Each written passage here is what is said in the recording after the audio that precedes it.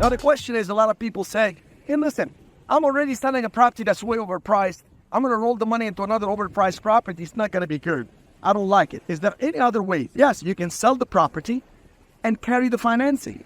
When you carry the financing, you have what's called an installment sale. And in the US, you don't have to actually pay the taxes because you have unrealized gain on the profit. Let's say you carry the profits and your profits are $500,000. So you're not paying the taxes. There is also, of course, the cost basis. The cost basis meaning you bought the property for $500,000, you took some depreciation. Now the cost basis is down to maybe $300,000. So if you sell it for $1 million, you're not just showing $500,000 in profit. You also have the $200,000, what's called recapture of depreciation, which is taxed at 25%. So you really defer the taxes with the 1031 exchange. But if you don't want to do it, you sell, you carry a note on the $700,000, and guess what? You have deferred the actual taxes. Let's say the note is for 5 years. Maybe you carry the notes for 5% interest. So you have additional income on the profits. And you only pay taxes on the income as you receive it. And then when it sells in full, you actually pay the taxes then when the note is made in full. You can have it amortized over so many years. You will be paying taxes on the interest portion. If you're getting interest only, that's interest only payment on the taxes. If you're getting it amortized over 30 years, let's say do in 5, you will be paying taxes on the interest and the portion of the principal that you're getting as capital gains. So long-term capital gains. Well, are there any other ways? Yes, of course there are other ways.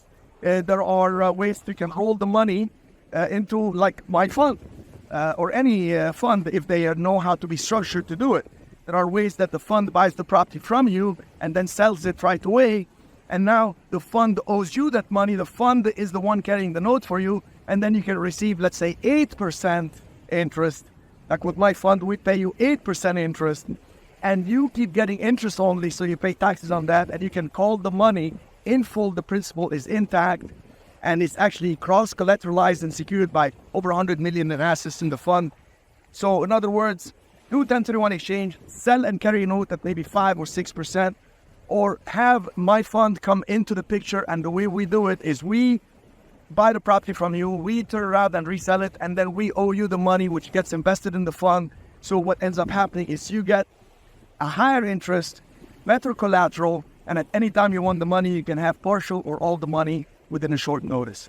So there are many ways to avoid or defer the taxes, and this is just but 3 of the best ways. There are also Delaware Statutory Trust. There is what's called UPREITs. Just many, many ways, but most people don't know about these.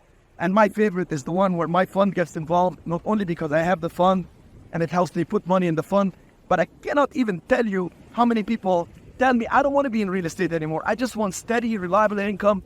If I buy a building, I'm getting 4%, 3.5%. Is there any way I can get 7 or 8 that is safe, reliable? And my fund has done it for 11 years. Thank you so much and all the best in your tax deferral.